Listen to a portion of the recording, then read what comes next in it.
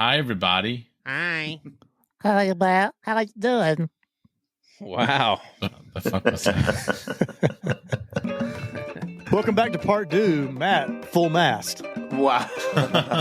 Yes, I forgot about that. Matt, I do have a gay question. So well, I think it's He's going to show me his wiener and be like, how is this normal? I'm thinking about showing this to somebody. Wow, y'all, Matt just brought back old school. That's an back old Christian story, yeah. content. Holy cow. I demanded, pleaded, called God on promises and was like, you have to show up or like I am done. And he did. That's something to really think about. What does it mean that the God of the universe loves me? Are we saying that our God is bigger than their God or what? Man, you got my mind going crazy right now. I just think that is evangelical bullshit. And I don't fit in their box anymore. So feeling rejected from the church makes me feel far away from God. If I'm living out the love of God, love of the divine, then in some ways we're unoffendable. It's wrong to marginalize anybody for any reason. Sometimes we can just have some things about our perspective that's off until we encounter someone who can challenge our thoughts, have conversations with us, and we just continue to grow and evolve. I got with you there.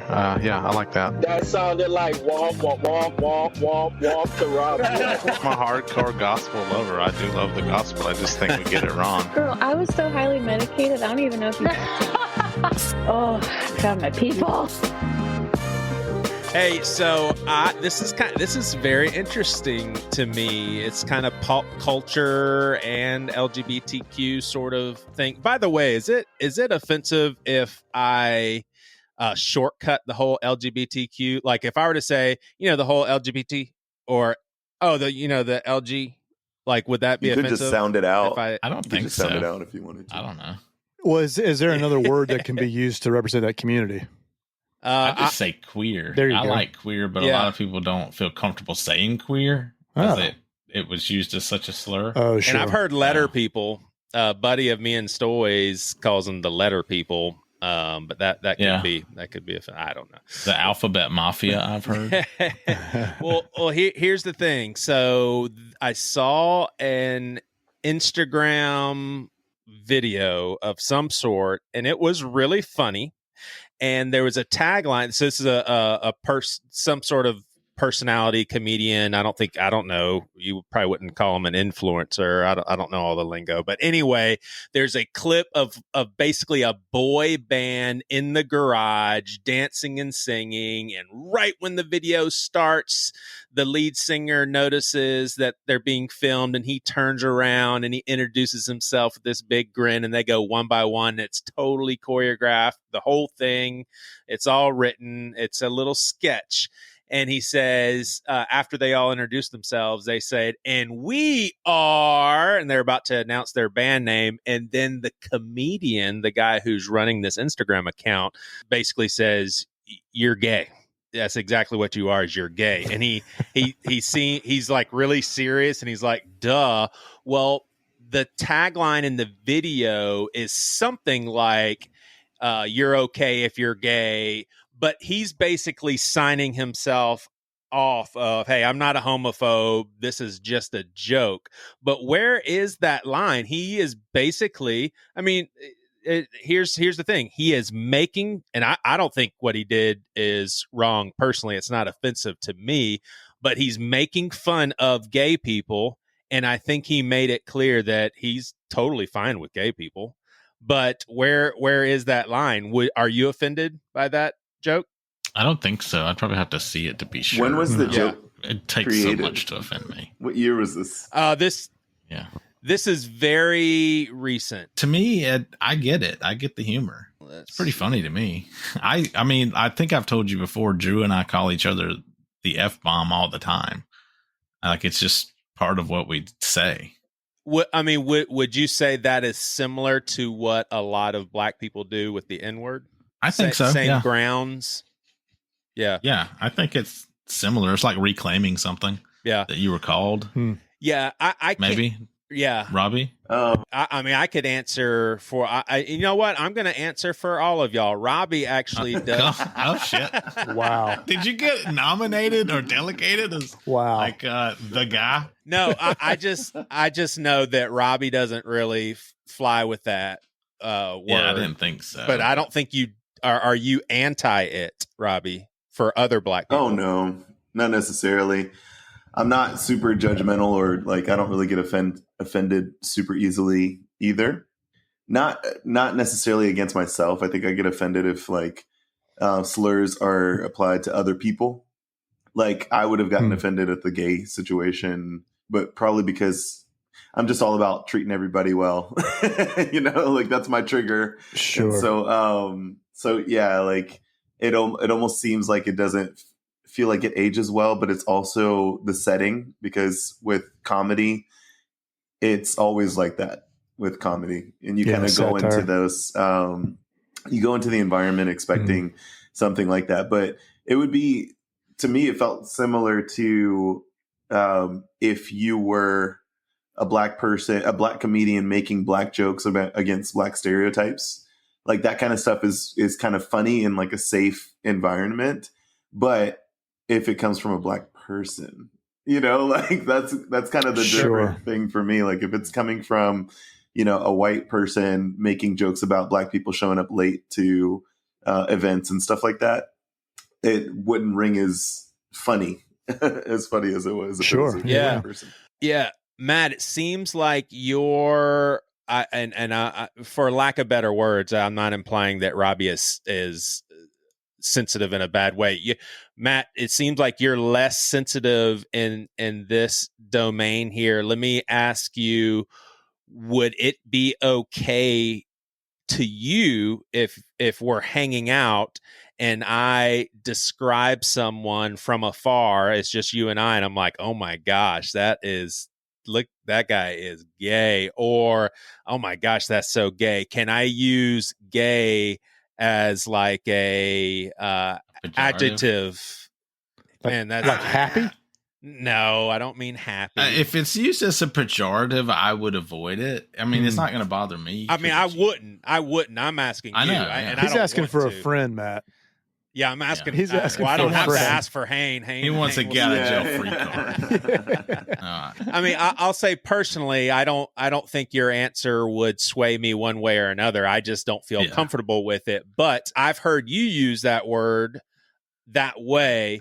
But it would I did that today. Yeah, but that would be kind of offensive for me if you don't know anything about, like if I said it in front of you and it's not on a podcast or something, I really don't think you would be upset at all. But somebody that you don't know, that's a little off-putting, right? I think it's kind of like stay in your lane a little bit. Yeah, I think it's okay. Like gay people will often, Drew and I today were like saying real catty gay shit. I don't know. We were just being real fucking gay in town, and that's kind of what we pointed out to one another. Is like we're being extremely gay right now, so we need to just chill before we get hate crime. So I mean, that's just, it's common for us to talk about that and like that. Just like I think it's really common for black people amongst themselves to use the N-word or to use the little ninja icon now, which it took me so long to realize why the ninja icon was so popular. I haven't seen that. I see it all the time. The ninja emoji. No, it's how. Yes, but yeah. So you didn't know that either, Robbie. That's funny. I totally didn't know that. I see it all the time on Facebook, and I just was like, "What does that mean?" It was always talking about like some man running around, but it's a specific type of man. Is what they're saying, and I didn't realize that. Y'all want to hear? Probably. Gosh, I'm trying to think. It's embarrassing to say it this way if this is the case, and I'm probably overlooking someone really obvious, but it could have been my first gay friend. It's a crazy, sweet story and really absolutely horrible story, but this was definitely in my 100% unaffirming days when it comes to theology. And this is why I am so adamantly supportive, I guess, from a heart perspective of Christians who believe a certain way, but are not homophobic. And I would even say loving. Now, I totally understand why maybe a gay person wouldn't be comfortable with that sort of person, but I am very patient because that was me for a long time, and I know I was loving. Somebody could say otherwise, but I know my heart, and I knew that there wasn't any sort of ooh or anything like that. I loved gay people. I just thought, man, this sucks, but the Bible's pretty clear on it. But anyway, that was my perspective at this time. It would have been summer of 2004, and Priscilla and I did a year of travel, and we thought we were going to relocate to Seattle, but we were staying with my in-laws in Iowa for about 6 months, started working at a restaurant, and I'm going to give his name a shout out. I mean, just such a beautiful, beautiful soul. Just Jason Gage. And he was a server at an Italian restaurant that Priscilla and I worked at. And so word got around that Priscilla and I were looking into, we were heading towards ministry. I forgot. I was just a very open and honest person. And so I don't know how I said it, but it was something along those lines. So what are you guys doing? Y'all are married? What are you doing in Iowa, waiting tables? And I'd be like, well, I eventually want to be in full-time ministry is probably what I said. So people knew that meant Christianity. And unfortunately, the general consensus worldwide, at least at the time, more so than now, was that Christians did not take too kindly to gay people. So eventually our ministry endeavors got around to the restaurant, and eventually Jason started being very more closed off to Priscilla and I. And I think I had enough discernment to recognize this is probably what it was, but I just kept pushing in like I would with any friend, because him and I had, reached some sort of a friendship level. Well, I knew that he was a big Green Bay Packer fan, and we were in Iowa. It was probably the closest I would ever live to Lambeau Field. So I went on eBay, got some some tickets to go see the Packers. And when I came back, I went to work and I gave Jason I forgot what it was, actually, some sort of a Packer souvenir, and it just blew him away. And you could tell, surprised him, because I think he probably thought that I wasn't so happy with gay people. And from that point on, we worked at the restaurant for about another 2 months. From that point on, our friendship grew, and you can tell the walls fell, and it was just a really, really awesome thing. The flip side of that, he actually died of a gay hate crime. I was back in Charleston and had relocated from Seattle, and Priscilla's mom sent us a newspaper article on email, and she said, didn't you guys work with this guy? And sure enough, his life had been taken. But isn't that crazy? Isn't that crazy? And great story. How you doing, Robbie? Jeez, dang, Joey. That got so sad. I know. Hey, have y'all heard that Iowa City is the gay capital of America? Is that something that you've heard, Matt? I have not. No, I don't know. San Francisco. Yeah. I thought Iowa City was a big one. I thought so. Iowa City? I've never been to Iowa. Maybe it's the campus. I'm not losing my mind. I'm not losing my mind. Maybe it's Iowa State. I'll have to look it up. I promise I'm not losing my mind here. Robbie, we got to know how Babyland is, man. Oh, yeah. Babyland is going really well. I took a little power nap before this podcast. I was like going to power through this afternoon. I got up early because the other kids are back in school now. My older daughter and son, which feels weird to say because they're not that old. Yeah. But I woke up early, got them ready, took them to school, which I'm not a super early morning person in general.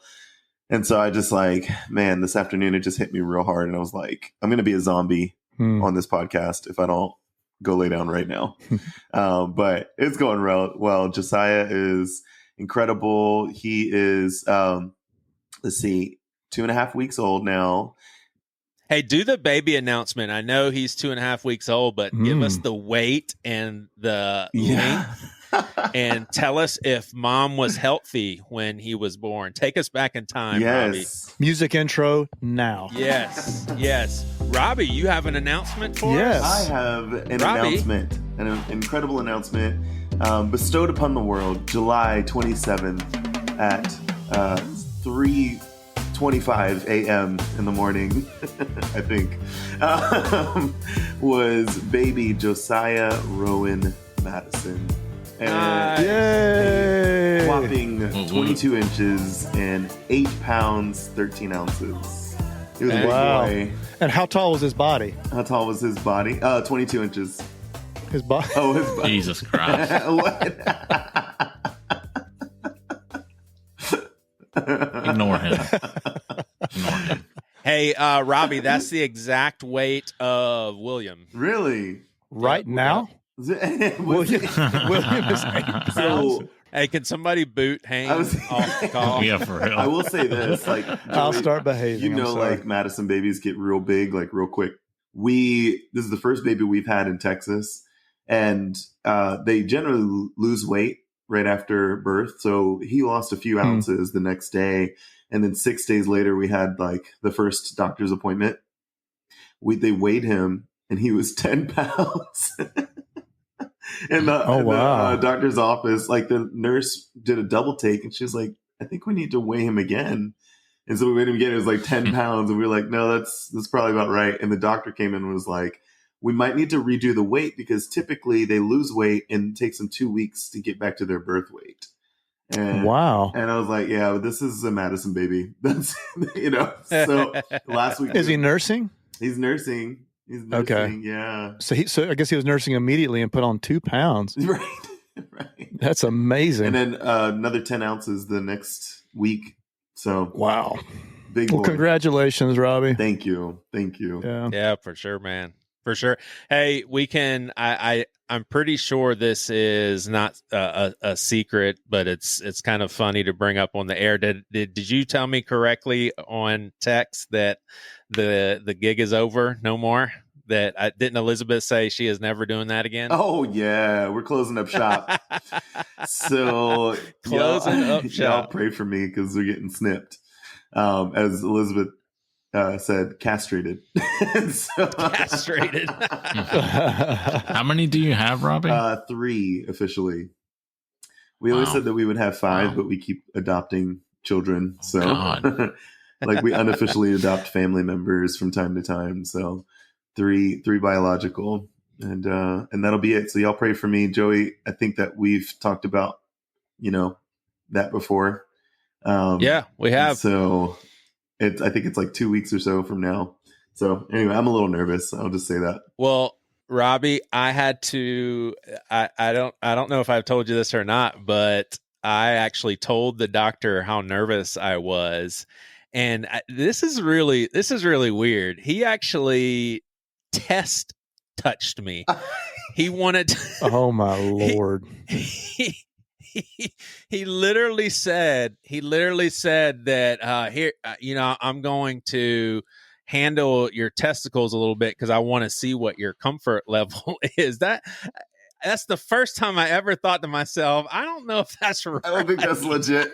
I don't think that's legit. And after that appointment, he went back to USA Gymnastics to work with the girls. Right.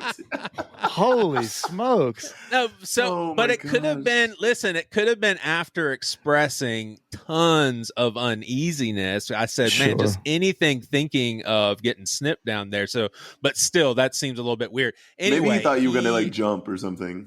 Yeah, maybe he prescribed a Valium, and it was really funny because when I went through the CVS drive-through, I was like really nervous, wanting to make sure I had all the information I needed. She hands it to me. I was just like, "Hey, are all the instructions on there? Like, how many can I take?" And I started asking. She's like, "Sir, there's only one pill in there."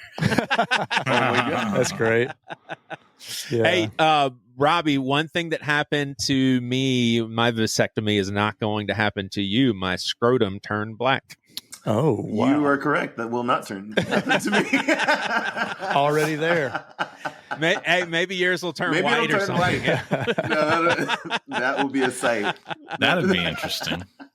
There's tons of horror stories, Robbie, but mine was, when I had mine done, it really was a piece of cake. So thank you. I did everything the doctor told me to do, like to the T, and it wasn't a problem. But that's the catch. Most guys think I'm doing fine. I'm going to get up and start doing. I had a buddy that, like 2 days afterwards, was like, I feel great. I'm going to go play golf. Right. And he did, and his balls swelled up to like softball size. Oh, dang. Jeez. So just do what the doctor says. Follow everything, and you'll be fine. Robbie, why are you listening to this? I Why know. Did you shut this conversation? No, I'm just here to say I could not. There's no way. If you stay within the guardrails, you should be fine. Yeah. Hey, Matt, I got to hang out with both of these guys over the summer. Robbie for, a good solid. Didn't we sit there and talk for like 4 hours? Oh, my gosh. Yes, it was the best. Yeah. It was the best. Yeah, it was awesome. And then got to spend a good solid 2 days with Hayne. Mm-hmm. When Hayne and I were hanging out, we talked. I brought up something to him that I thought was interesting, and I want to say he said it on an episode that maybe with Jed that or Matt. I think maybe it was with Matt about kids, and it was something I related to as not to the degree that Hayne said, but Hayne, and you obviously correct my choice of words, but you really prefer the older years of your kids over especially Absolutely. babies. Like you just don't even really like them as babies. Absolutely. Now, where I resonated was I remember when Rosa was 2 or 3 years old and Gwenny was, 1 and under. I remember thinking I really like and enjoy Rosa more, but I really enjoyed babies. But I did think it was really interesting how much it really is a thing to enjoy the kids once they're able to communicate and actually have conversations and stuff. But Robbie, I'm curious, way earlier in the stages of this parenting thing, like what have you experienced along these lines? The newborn stage is definitely tough for me. Definitely right now, just because of mainly the sleep thing. And then also, you just have to hold them all the time. I mean, I was just trying to repractice, how do you hold a baby and then do all the things with one hand after that? And I remember when I was working with you, Joey, and we had Lena, I literally could not remember my team members' names. So I was showing up just so delirious with that. But I think it all felt really hard until the kids probably hit about 3 or so, because they could play on their own for a little bit. They didn't need me there to play. My kids started going upstairs and doing things on their own, and it was quiet. And it was I remember Elizabeth and I looked at each other like, is this real life right now? They're doing their own thing. And we're able to kind of enjoy things together a little bit more. So I definitely like probably that post 4-year-old stage, 4-year-old stage, and their initial thoughts and stuff like that. The questions that they ask and the things that they process is just so it's cute, but it's also abstract and deep. They're just putting together all these things that as an adult, a lot of times we've overcomplicated. That's so interesting. As you say that, Robbie, there is a unique season in which, and I'm making a big generalization, but in which there is a certain range of age and maturity level where that's the only time you get that innocence and honesty, just quite like it, to where there's not even any discomfort. I never even thought of it that way. What do you mean by discomfort? Define that. Just like if I'm 40 years old and trying to come clean with the fact that I really ate too many suckers last night and it was super irresponsible, but I did it. I'm going to be kind of embarrassed and maybe not even admit it, but probably try to make it sound less bad than what it was. If I'm a kid, I'm going to be like, I just ate too many lollipops, man. I thought you were talking about you right now eating lollipops. So you're talking about, you're talking about kind of a reckless abandon, like just honesty and not feeling bad about it because it's just is what it is. Some things are easier than others as well. Like for example, I remember Lena would ask us things like, why don't we go to church? Stuff like that, and it's like, well, it's kind of complicated, but how do I explain this to you? Also, like stuff like that. And then she would sit in her bed and just like read the Bible. And I'm like, that's amazing, first of all. And Elizabeth and I look at each other and we're like, we have nothing to do with that, unfortunately. Or she'll ask other things as well. And you know how Bear is like super literal, black and white as well. So it's just, Robbie, is this because you guys just aren't in a season where you know exactly how you want to steer her spiritually? Get into that a little bit more for me, just so I understand. Yeah, I think it's mainly when we were in Charleston, we felt very plugged into not only church but also community, and we felt like comfortable. And ever since we moved, we haven't really felt that, and we've also felt we've had a lot of experiences that felt very jarring as far as the Christian perspective, and it didn't make us feel comfortable as a couple. And so I'm still involved in church because obviously, like, I lead worship as well, and but I also the stuff that I do with the NFL and all of that. But sometimes as far as like making a decision for the tone of the family and all of that, like that didn't necessarily feel as comfortable because it's landing at a place where you feel like, oh, okay, yeah, I can just like leave my kids with people and know that that's going to be okay. That we're just not at that place right now. It's also, I think, a little bit of new parent stuff too, because you know how it is. It's like you're trying to make sure that they have the guardrails to process all the things that they're thrown at in life in a positive way. Like when my daughter says something like right now she's trying to process like getting in trouble, like it's the worst thing in the world for her. My son could care less. He does not care at all. But Lena, like, she will get in trouble. She will like if she does something wrong, like she will literally sit in a corner, pout. Like she will like it is. She'll punish herself. She'll punish herself. It's like a big deal. So we have lots of talks about, like throughout the day at school. She told me she got yelled at 3 times in school yesterday, first day of school. She can't remember why, because it was probably so traumatic to her. And so it's like, like we're going to get in trouble all the time. That's okay. It's just to teach us, things that we should be doing, things that we shouldn't be doing. It's just things that we have to kind of get used to and bounce back from.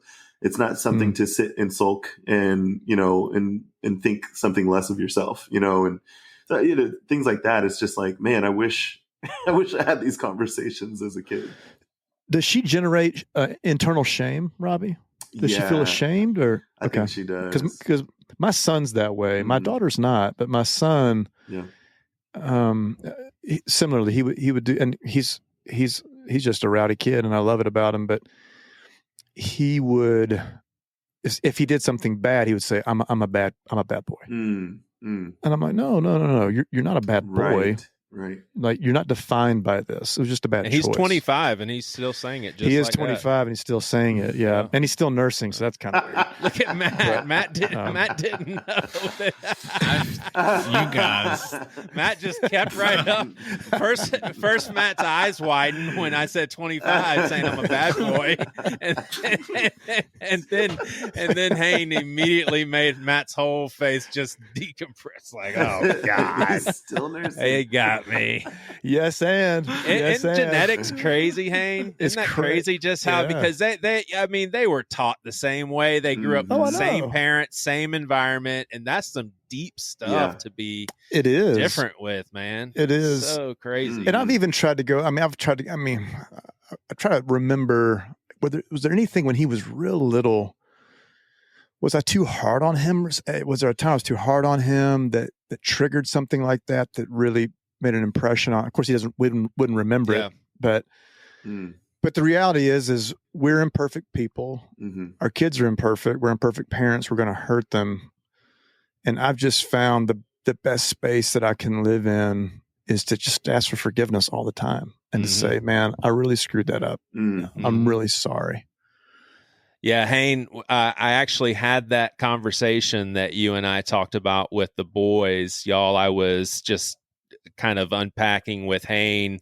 I just feel like I won't get into the girls. With the particular age that my boys are, I feel like a lot of the spiritual conversing that I would, like if they were younger now, and I was where I'm at currently in my faith, we'd have tons of spiritual conversations and they wouldn't be motivated by fear. And they also wouldn't be motivated by me trying to make them a certain way. But when we would have had all of those conversations, I really was scared personally because I didn't know what I thought. Yeah. And so I didn't want to talk to young children. Like I now also realize that there is tons of good, honestly, in saying, I don't know. But right now I can say that with peace. Mm-hmm. Back then it would have been fear. Right. And I think that they would have been picked to be able to pick up on that. But anyway, Hayne, I was talking to you about this and I brought it up to them. And I pretty much just told them that same thing. I said, I mean, you guys know I'm a pastor and y'all know that spirituality is a really big part of my life. And I just explained to them why we hadn't had too many conversations. And I just basically officially opened that door and just said, I'm totally fine with talking about any of this stuff. And just so you know, I won't feel threatened if you guys don't believe how I believe, but I just want that door to be officially open because honestly, immature Joey who had changed in their faith, I probably would try to jolt the system and try to create rhythms that would just be so unnatural at this juncture of their age and time of life where it probably wouldn't have been a good thing. You know what I'm saying? Like I'm just learning how to be at complete peace and ease and just being like, you know what?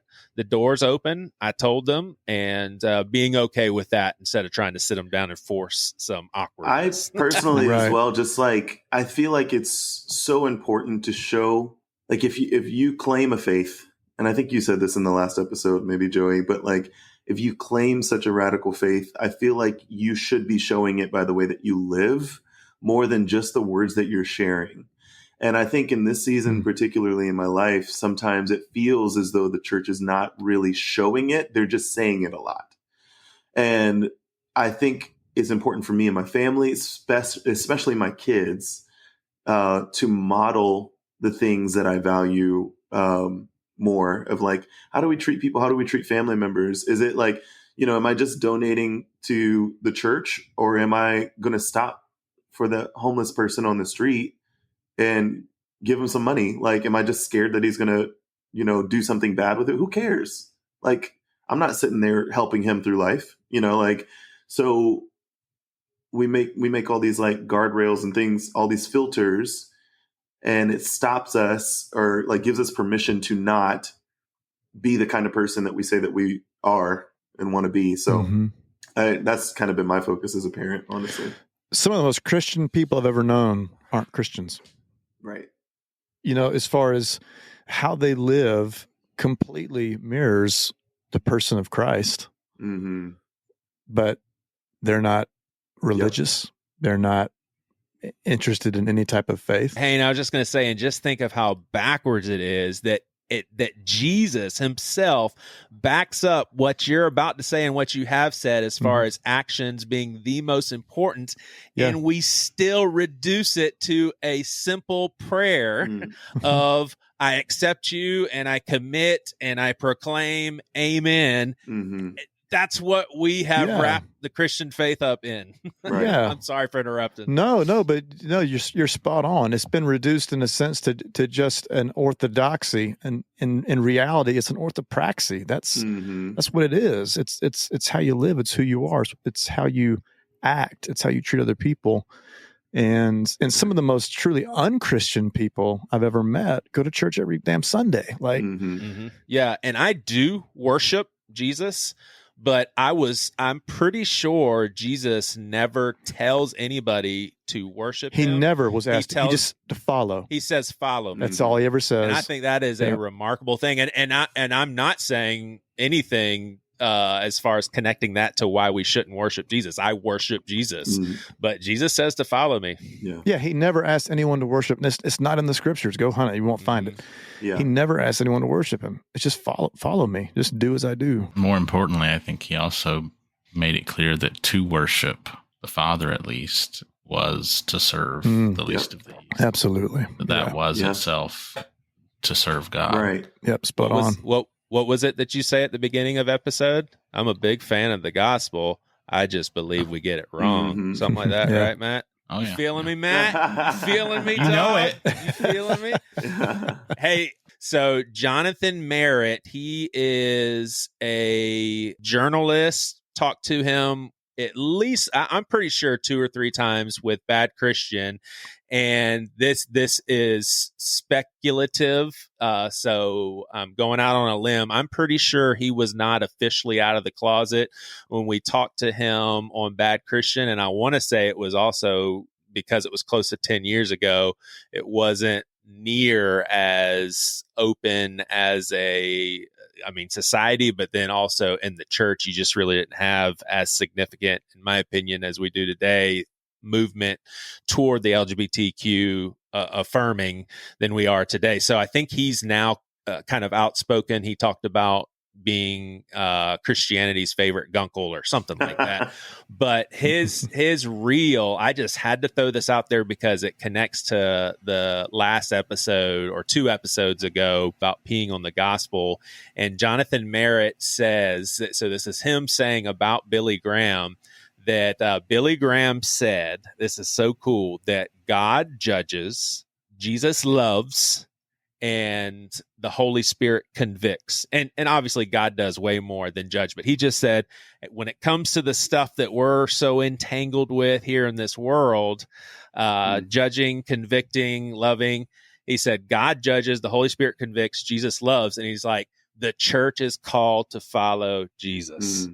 We don't convict the world of sin like the Holy Spirit, and we certainly don't have any business judging anyone. That is God. We follow suit where Jesus left off, and I thought that was so freaking cool. All right, so I was telling Hayne and Robbie about a situation, and I was like, "Hey, let's get Matt on here, and I'll give you guys the scenario." And here's the thing: is I want you guys to actually be very critical. Like I'm asking you, be very critical of me as a parent, as a human being. Like I want you guys to know that I am pushing myself to really be loving and also really be loving of myself, which those two have to balance each other out a little bit. But I also am working really hard on not allowing other people to interrupt my peace. And then this one's something I'm playing around with a little bit. I don't really want, if I can help it, I don't want to interrupt someone else's peace either. I do believe that sometimes that's necessary. All that being said, I want y'all to be critical because I really want to know what you guys think of this. So my child basically is really good at their craft and their artistic craft. And they got an opportunity to actually get paid, at a very young age for their art.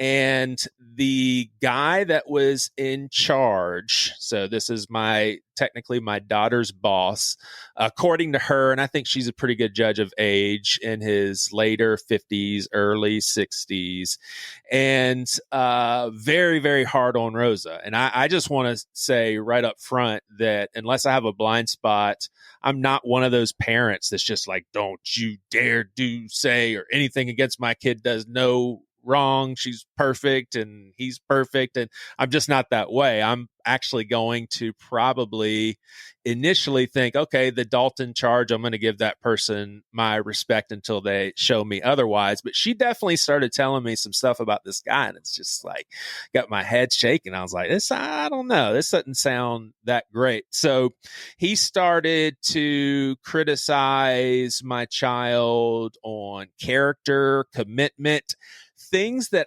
if I was in his shoes, things I wouldn't comment on at least for a week, probably 2 weeks, because you're just getting to know these kids and you don't know what you're actually seeing is whether it's personality, social anxiety, or whether it really is lack of responsibility. You just can't really gauge stuff. Just give everybody some room, give everybody some breathing air, for a brand new endeavor like this, especially for my kid who it's this, it's their first time at something like this. So once I dug in enough to realize that I don't think this guy has allowed himself to become equipped throughout life to even being his position. It really came across like he's pointing out things with my child that he really has no business being able to say at this early of a juncture. Priscilla picked up on it the time that she met him, like, something's a little bit off. So as my child is telling me more and more about the situation, I'm thinking I always want Rosa to learn, but what she's telling me, and this has been going on, I think, for like 2 weeks.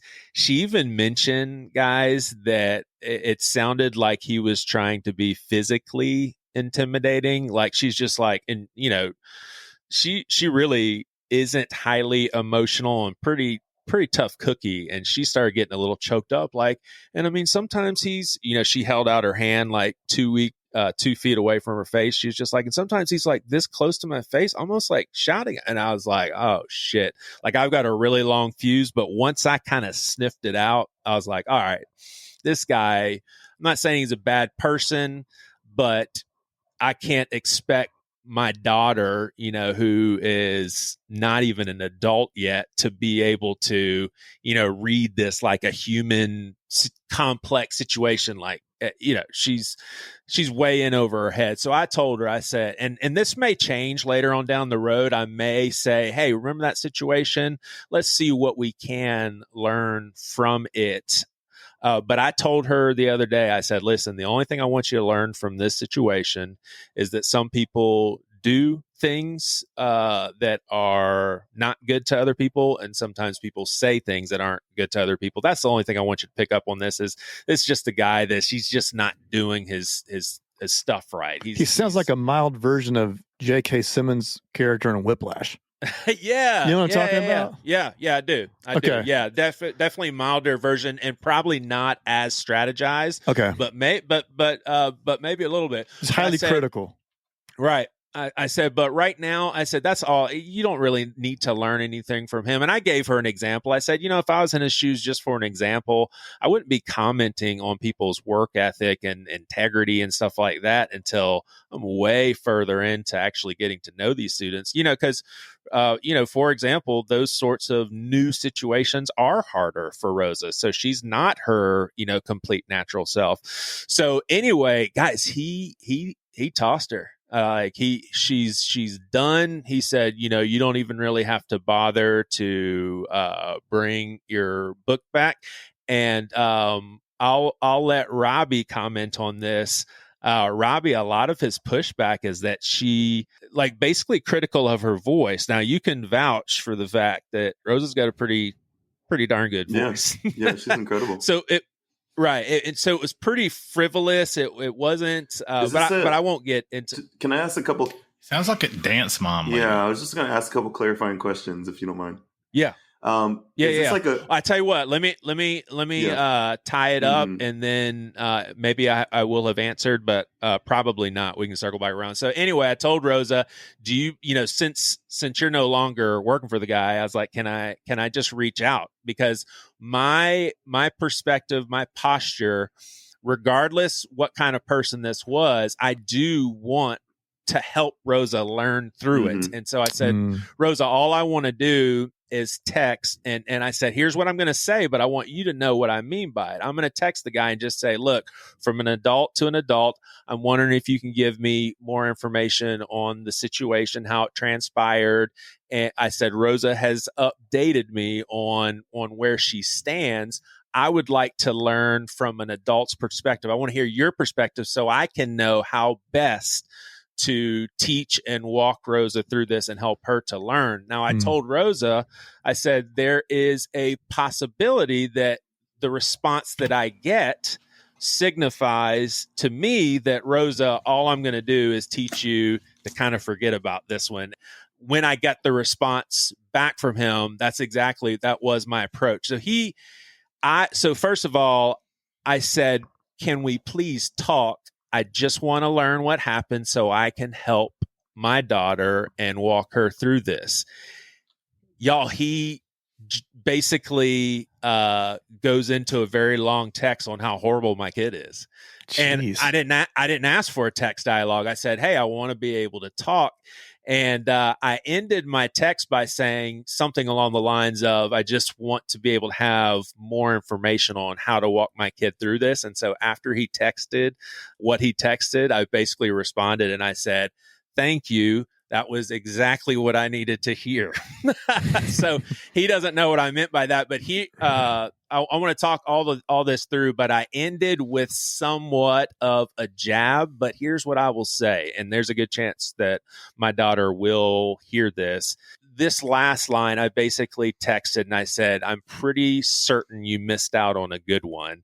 That was for her. I want her to be spoken on behalf of, and I felt like this may have been one of those situations where I do that, but I want y'all to be very critical on whether that was even necessary. But anyway, Robbie, what's some of your clarifications? Thank y'all for letting me go. This feels good to get this out. Yeah, come on. Yeah, I love it. We all want to beat him up.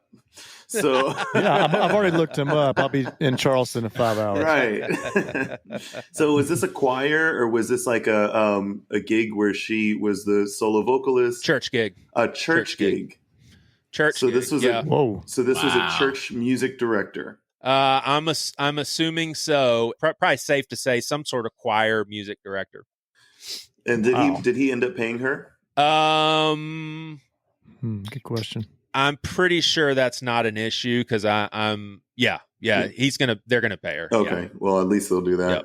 Yep. No, I just was wondering that because, well, first of all, I think you had mentioned the movie Whiplash. Like, there are a lot of teachers like that, but there's like kind of this in the music world. There's kind of this old school of conducting, and that's very like authoritarian style. Mm-hmm. Like, I have friends who are conductors who've had to change their style because they will literally throw music stands across the room. You know, that's how I had a band teacher like they'll that. throw stuff easily. That was so normal, you know, and yelling was like the primary source of communication. And it was kind of like beat the goodness out of students, which is just so dumb. Like, I don't know why that was why we were ever convinced that would work. Right.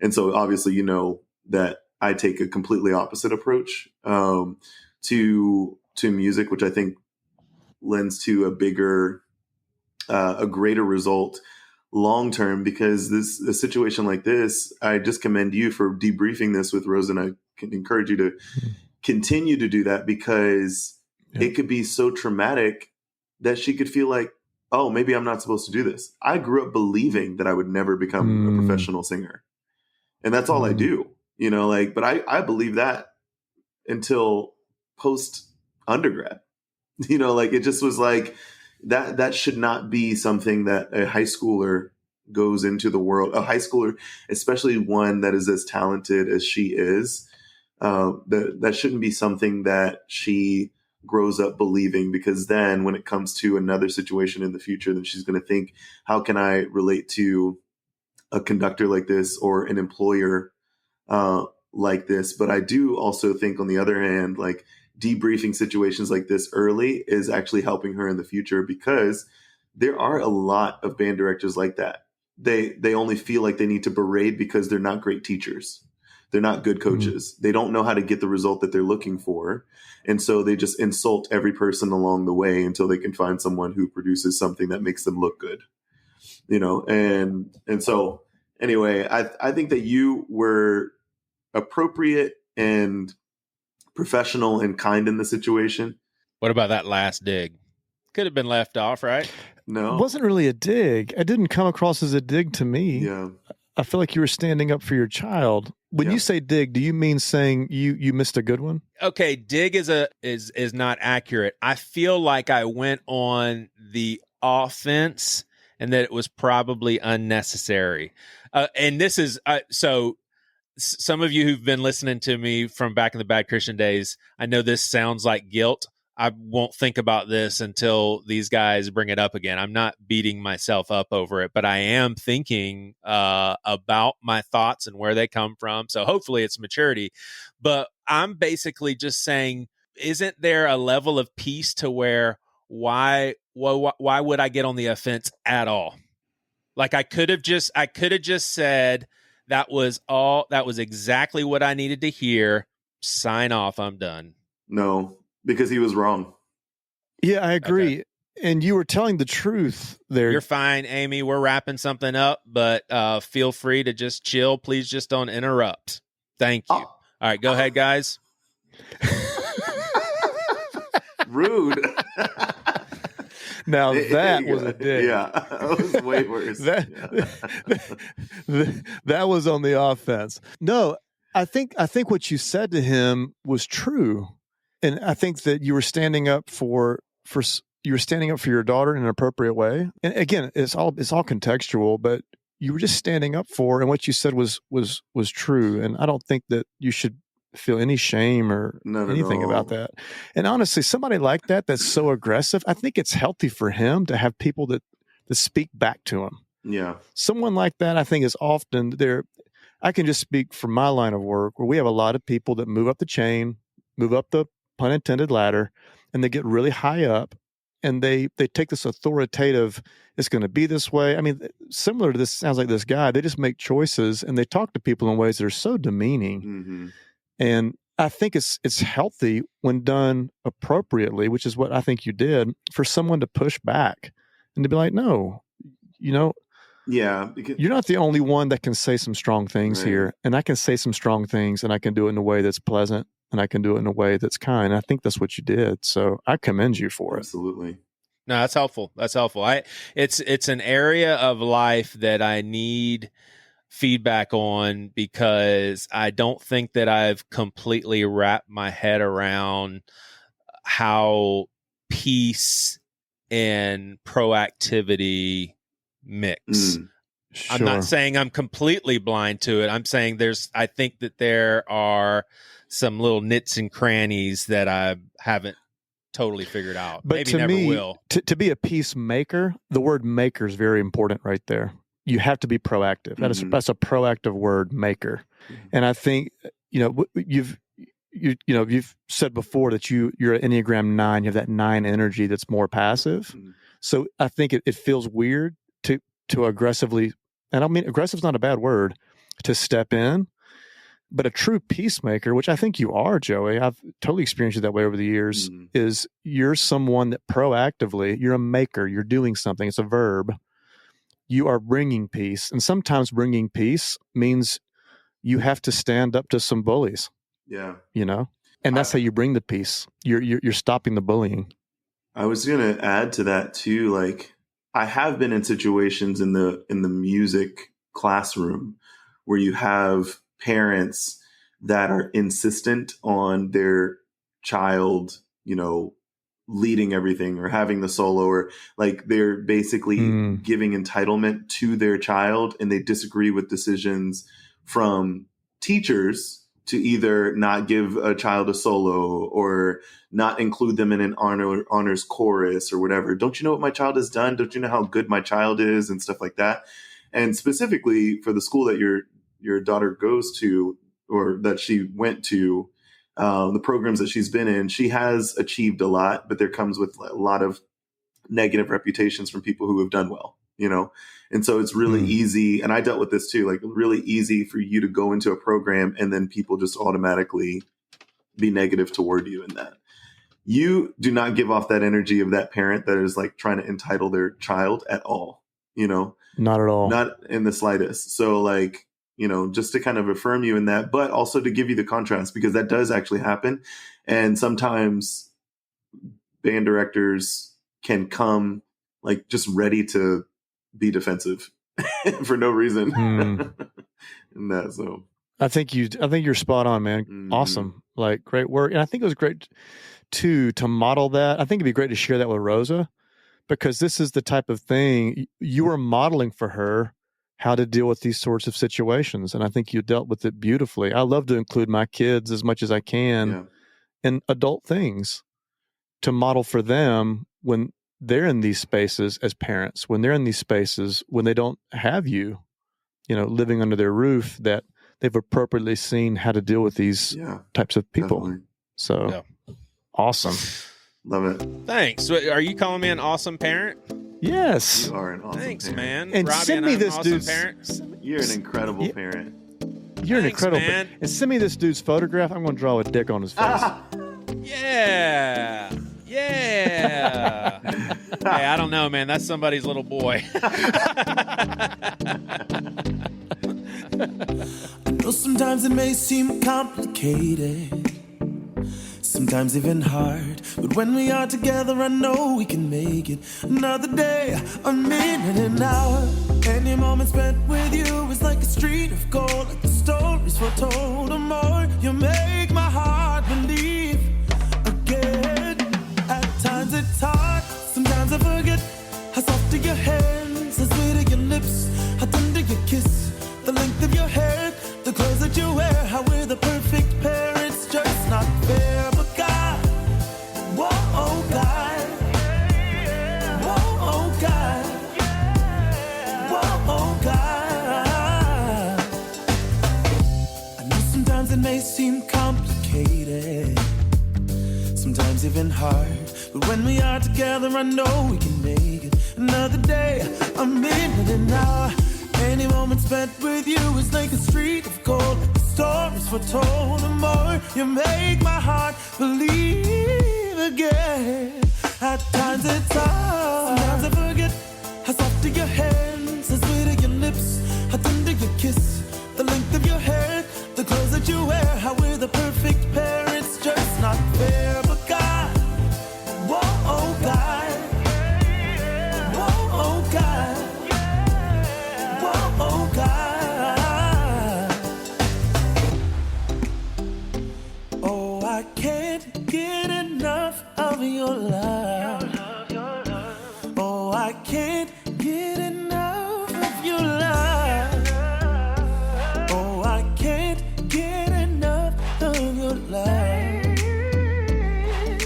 Oh, at times it's hard, sometimes I forget how soft are your hands, how sweet are your lips, how tender your kiss, the length of your hair, the clothes that you wear, how we're the perfect pair. It's just not fair, but God, whoa, oh God, whoa, oh God, whoa, oh God.